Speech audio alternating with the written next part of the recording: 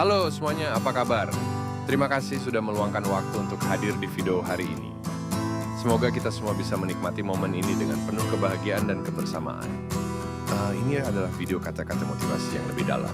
Hidup bukan tentang menunggu badai berlalu, tapi tentang belajar menari di tengah hujan. Jangan hanya menanti keadaan membaik, temukan cara untuk tumbuh dalam tantangan. Ketika kamu berhenti mengejar kesempurnaan, kamu mulai menemukan keindahan dalam kekurangan.